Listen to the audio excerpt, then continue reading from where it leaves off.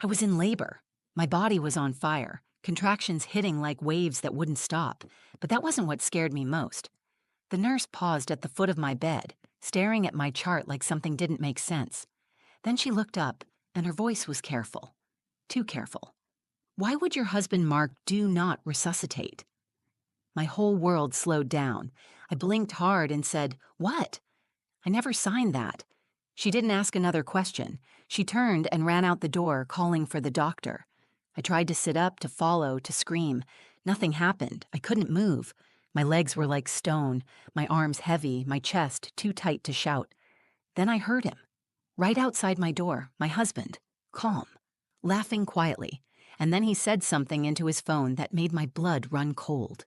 It was supposed to be the happiest day of my life. I was about to meet my daughter, my first child, after 9 long months of swollen ankles, midnight cravings, and quiet dreams about what kind of mother I wanted to be. I had imagined this day over and over, but nothing prepared me for how it actually felt, the mixture of pain, fear, and excitement that came in waves, each contraction shaking me to my core. The room smelled like antiseptic and the faint scent of lavender from the essential oil roller my mom had packed in her purse.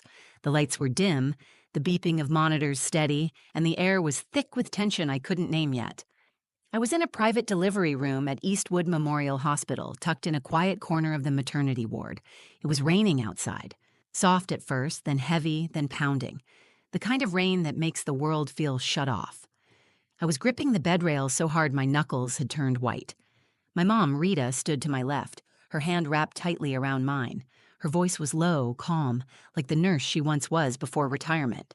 "You're doing amazing, Kaya," she said. "Just breathe. You're almost there." Her presence grounded me. My mom had been my rock since childhood. She raised me on her own after my dad left, worked double shifts at the hospital, and never once let me feel like I had less. She had been suspicious of Nathan since day one. She never said it outright, but I could feel it in the questions she asked, the glances she gave him when he wasn't looking. I'd always told myself it was just a mother's protectiveness, but now I wonder if she saw something I didn't. Nathan was there too. Sitting on the bench near the window, phone in hand, legs crossed like he was waiting for a train. He had barely looked at me in the last hour. I thought maybe he was nervous. Some men don't know how to handle childbirth. I told myself not to be too hard on him. "Nathan," I said between contractions, breathless, "can you get me some ice chips?" He looked up from his phone, nodded, and walked to the little table by the wall. He brought the cup over and placed it beside me without a word, no kiss to my forehead. No, "You're doing great, babe." Just a cold silence. It felt like there was a wall between us. I didn't understand it then. We'd been married for 6 years. We met at a 4th of July barbecue hosted by mutual friends. He was funny, confident, charismatic. Everyone loved Nathan. I fell fast and hard. He proposed 8 months later. At the time, it felt like fate. Looking back, it feels like something else entirely. Our first few years were happy, or so I thought. He had a good job in insurance claims and said he wanted a family. When I got pregnant, he smiled and told me we'd figure it out. But slowly, something in him started to change. He worked later. He came home quieter. He stopped touching me. I thought maybe the stress of becoming a father was getting to him. I kept making excuses. Now I know better. That morning, when my water broke, he didn't even look surprised. He helped me to the car in silence, one hand on the steering wheel, the other tapping at his phone.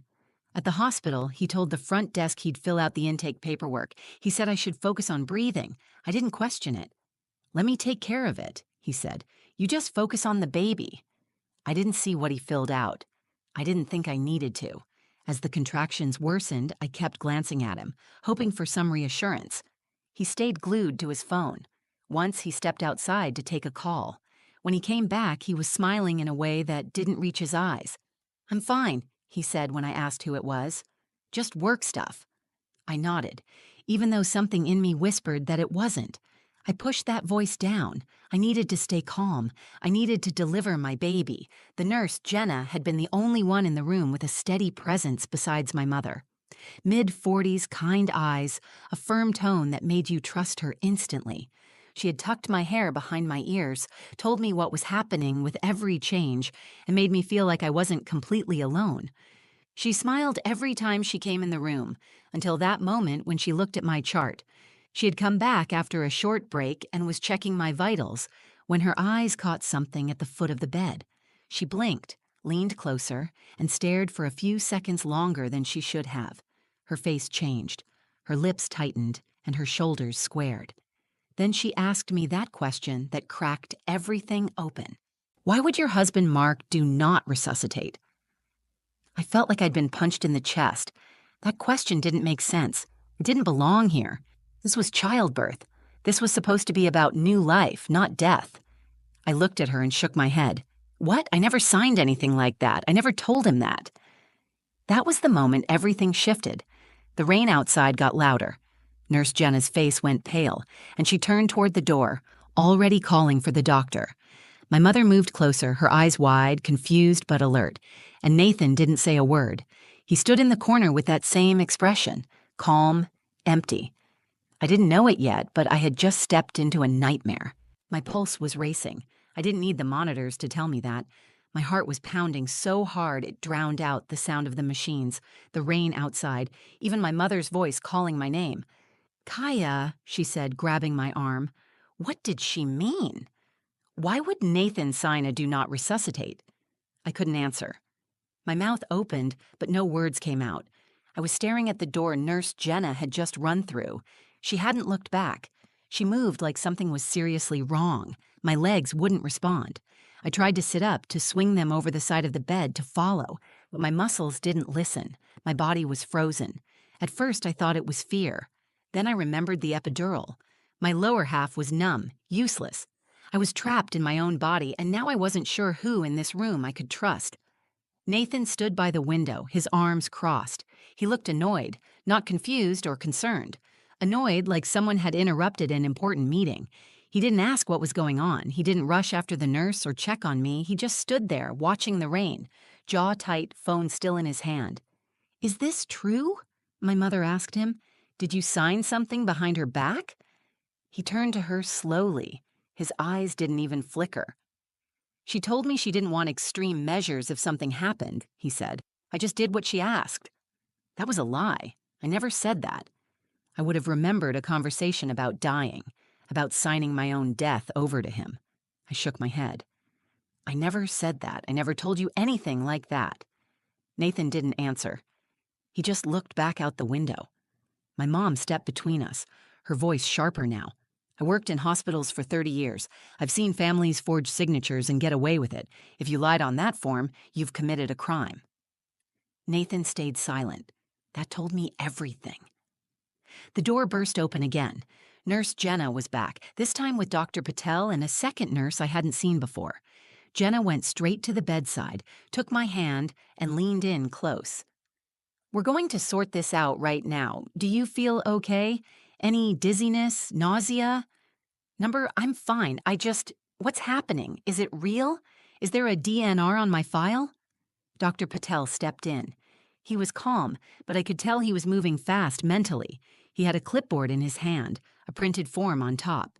He scanned it, then looked directly at me. "This document is in your file. It has your name, your medical ID, and a signature that appears to match the one on your driver's license. Did you sign this?" I didn't even look. I didn't need to. I never saw that form before. I never asked for that. I want every possible measure taken if something goes wrong. I'm having a baby. I'm not asking to die. Dr. Patel nodded and handed the clipboard to the second nurse. "I want this document removed immediately," he said. "Flag it. I want to verify the source, the timestamp, and the person who submitted it. Now." Everything shifted. The nurse disappeared down the hall.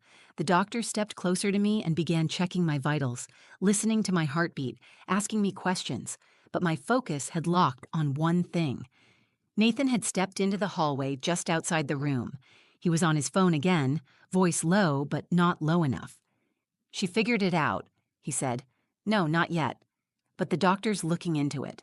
Don't worry, I handled everything already. If she doesn't make it, it's clean." My blood turned to ice. I opened my mouth to scream, to tell someone to stop him, to take the phone, to listen to what he was saying, but I couldn't get the words out. My throat tightened. My heart was hammering so hard I thought it might stop. My mom heard it too. Her eyes snapped toward the door. Then she ran. She didn't wait for permission. She pushed past Jenna and stormed into the hallway. "You bastard!" I heard her shout. "You wanted her to die. You planned this." There was a loud crash. A chair knocked over. Then voices, raised and confused, and the sound of Nathan trying to talk over it. "You're all overreacting," he said. "You don't know what you're talking about." Security was called. 2 officers arrived within minutes. I watched through the open door as they moved toward Nathan, firm but controlled, asking him to put the phone down, to step away from the room. "I want to speak to my wife," he said. "She doesn't want to speak to you," Jenna said, standing in front of the bed now, arms crossed. "And until the doctor clears this up, you're not allowed back inside." Nathan looked at me through the doorway, expressionless. He wasn't angry. He wasn't scared. He looked like someone whose plan had started to unravel, like he was calculating what to say next. It wasn't shock I saw on his face. It was disappointment. I turned my face away from him. My body was still numb, but something inside me was starting to burn. He tried to kill me. He wanted me gone. And now I wasn't just fighting for my life. I was fighting for my daughter's. Everything inside me snapped into focus. The fear didn't go away, but it became something else. Fury, survival, instinct. I didn't know what Nathan had planned exactly, but I knew he didn't expect me to still be alive, conscious, and alert. That meant he had prepared for the worst-case scenario, and now that it was slipping away from him, I needed to be 10 steps ahead. I turned to Nurse Jenna, whose presence felt like the only steady thing left in the room. "Don't let him near me," I said. "No matter what he says, don't let him back in this room." She nodded immediately, no hesitation. "I won't. You're safe now." Dr. Patel re-entered with a focused expression and a tablet in his hand. He leaned in close and lowered his voice. "I've flagged the document and sent it to legal. The hospital's internal review team is already looking into it. Based on the system records, the DNR was uploaded 2 days ago from a public portal using Nathan's login credentials." I stared at him. "So he submitted it himself?" "Yes, it appears that way. It was never verified with a follow-up call or email to you. That's a major breach of protocol. We'll handle that separately, but for now we're removing him as your emergency contact and placing a red flag on your file to alert staff. Do you want your mother listed instead?" "Yes, immediately." "Done," he said. "We're going to keep a nurse posted outside your door and alert security to restrict access. He's not getting back in here unless you say so." I exhaled slowly. It wasn't relief, not yet, but it was the first step toward taking back control. Rita returned to the room, shaken but composed. She held my hand like she had when I was 5 and afraid of thunderstorms. "I heard what he said, Kaya. I heard it all. That man is dangerous. He didn't just panic or make a mistake. He planned this." "I know," I said. "I don't understand why yet. But I know he wanted me gone." The baby monitor beeped. The nurse checked the screen and gave me a thumbs up. "Heartbeat's strong. Your baby's doing just fine." That gave me the strength to keep going. For the first time since the contractions began, I felt a surge of clarity. I wasn't just fighting for myself anymore. I was fighting for her. I turned to my mother. "I need you to do something." "Anything," she said. "Go through his stuff, his bag, his pockets, his car if you can. I want to know what he brought to this hospital. I want to know if he planned to leave with my daughter without me." Her face tightened, but she nodded. "I'll get security to help. They'll take it seriously now."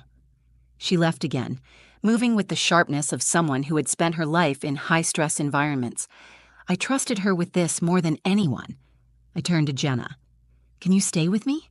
Until she comes back?" "I'm not going anywhere," she said, "and neither is he."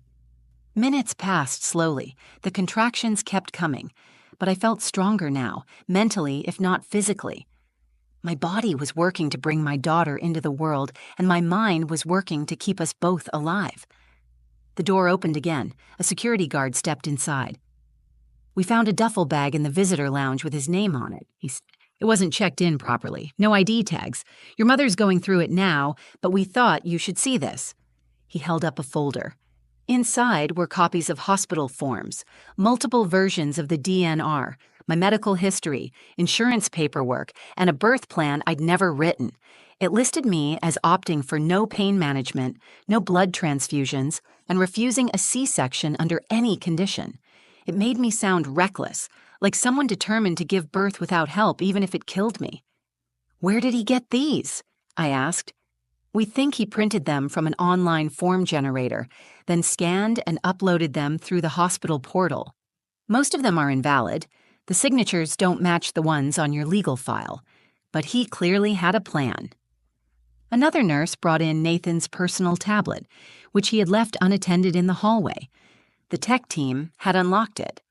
On it were messages with someone saved only as G. The texts included phrases like, "Once she's gone, it's clean, and the policy is high enough." "What policy?" I asked. The nurse didn't speak, but the look on her face said everything. I knew what they meant. Nathan had taken out a life insurance policy on me. "I need to finish this delivery," I said. "And then I want a lawyer and the police." "You will get both," Dr. Patel said. "But for now, let's keep you safe and focused. You're doing incredibly well. We'll make sure you leave this hospital with your daughter in your arms." I nodded, my jaw tight. I had lost trust in someone I loved. I had been betrayed in a way that made my stomach turn. But I wasn't broken, not yet. This man thought he could erase me, replace me, silence me with a single signature. But I was still here, and I was not going to let him win. The room was brighter now. The lights overhead had been turned up for delivery prep. Nurses moved with quiet urgency, laying out trays, checking monitors, adjusting IVs. But all I could see was the doorway. I couldn't stop staring at it, half expecting Nathan to push through again, to try one last time to finish whatever he had started. But he didn't. 2 security officers stood just outside, arms crossed, watching everything. One of them gave me a reassuring nod. Nurse Jenna stood near the head of my bed, clipboard in hand, while Dr. Patel checked my vitals and the baby's position. "You're dilated to 9 centimeters, he said. "We're almost there. Try to stay calm and keep breathing." I nodded, but my mind was racing. Rita came back into the room. Her face was pale, her hands clenched around a stack of printed emails and documents. She handed them to Dr. Patel, but I caught a glimpse of one. A policy document from Liberty Mutual. My name, Nathan's signature. The beneficiary box filled in, Nathan Monroe.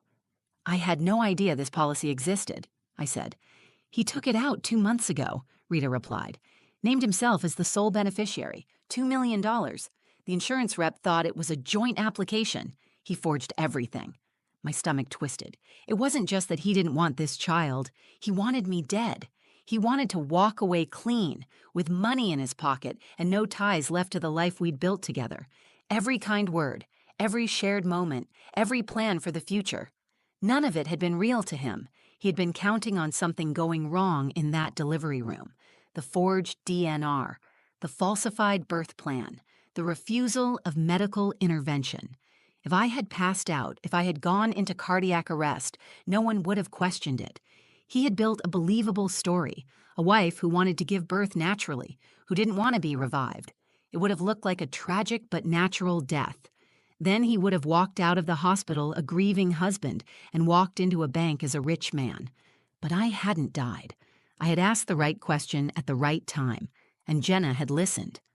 Dr. Patel looked at me, his face firm but kind.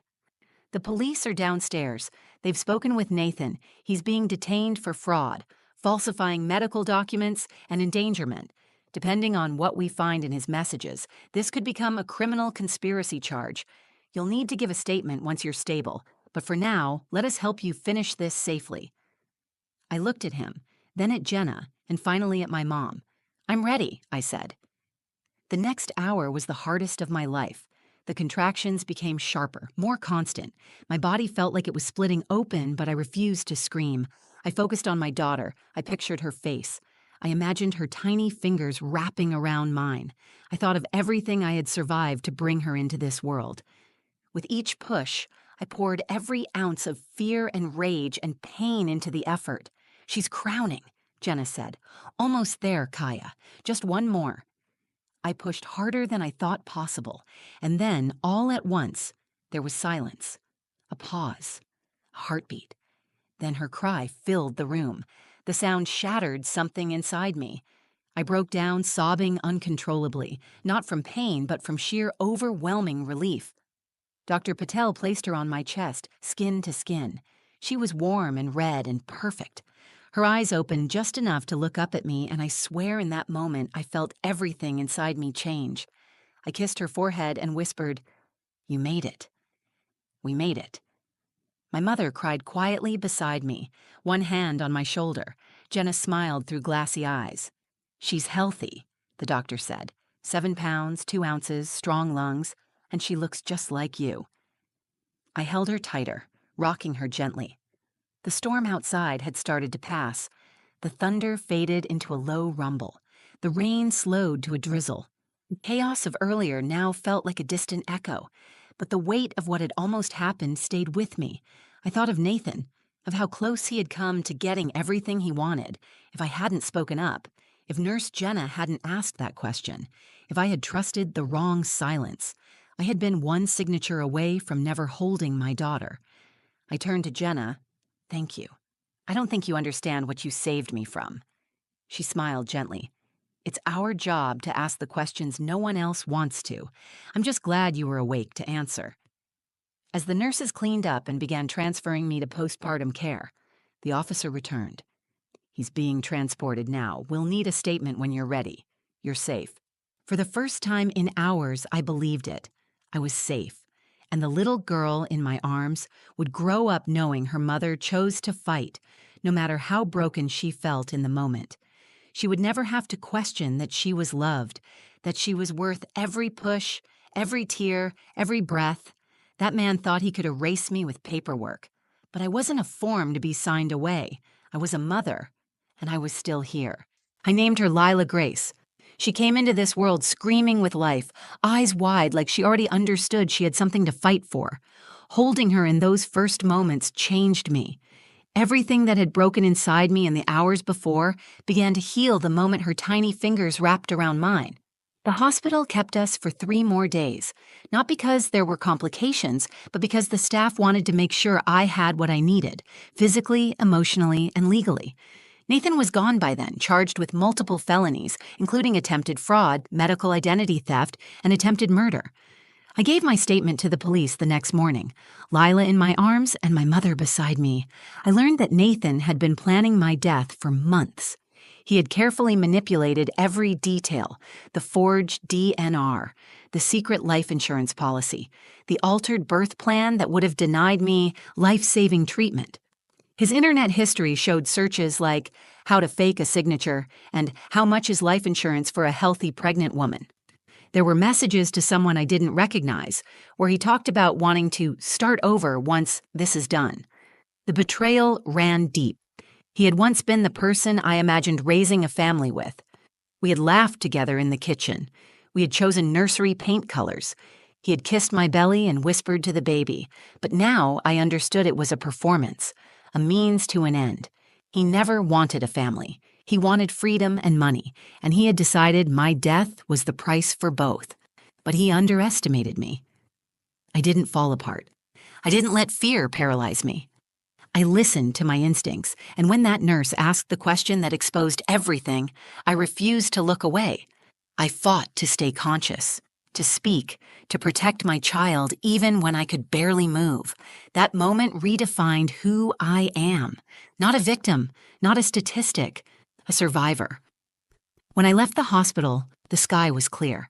My mom walked beside me, carrying the diaper bag, and I held Lila in her carrier, wrapped in a pink blanket. The world outside the hospital doors felt different, sharper, realer. Every sound, every face, every second felt borrowed, like I was walking into a life I'd nearly lost. Back at home, the silence was harder. The apartment still had traces of him, his jacket on the hook, his cologne in the bathroom, the crib we had built together in the corner of the bedroom. I packed it all up piece by piece. Some of it I burned, some I gave away. I kept only what belonged to me and Lila. A fresh start didn't mean forgetting. It meant choosing what to carry forward. My mother moved in with us for the first few weeks. She watched Lila while I slept, made warm meals, and never once asked if I was okay. She knew I wasn't. She just stayed close. Her presence reminded me that love could still be trusted. I started therapy soon after. I needed a place to speak the things I couldn't say out loud at night when I woke up sweating from dreams where the paperwork had worked and no one had asked questions, and my daughter had grown up without me. Talking helped. Writing helped. Holding Lila helped the most. People ask me now what I learned. I always say the same thing. Listen to the voice inside you that says something is wrong. Do not explain it away. Do not soften your instincts to protect someone else's feelings. If someone makes you feel small, unseen, or unsafe, believe yourself. Love is not supposed to confuse you. It is not supposed to hide things from you. It is not supposed to make you question whether you will survive it. The second lesson is simpler, but just as powerful. Put your name on your own paperwork. Read every line. Ask every question. Protect yourself, even in the moments when you think you don't need to. I almost didn't make it to motherhood, but I did. And now every morning when I pick up my daughter and feel her breath against my shoulder, I remember why I fought. I remember that some battles are won not in grand moments, but in a single word, a single question, a decision to speak when silence would be easier. Nathan thought he could erase me with ink and lies. He thought I would never see the trap he had built around me, but I did. And now I live every day with proof of my survival in my arms. She is strong. She is safe. And so am I. I was meant to die that day. Instead, I brought life into the world. If this story moved you, if it made you think twice about trust, instinct, or the quiet strength we carry even in our darkest moments, then I ask you, share it. Share it with someone who might need to hear that survival is possible, that your voice matters, that sometimes asking one question can save a life. Leave a comment below. Tell me what you felt, what you thought, or if you've ever faced a moment where trusting your gut made all the difference. And if you want more true stories like this, raw, real, and unforgettable, make sure you like this video, subscribe to the channel, and turn on notifications so you don't miss what's coming next. Thank you for being here. Thank you for listening. And remember, you are never as alone as you think you are.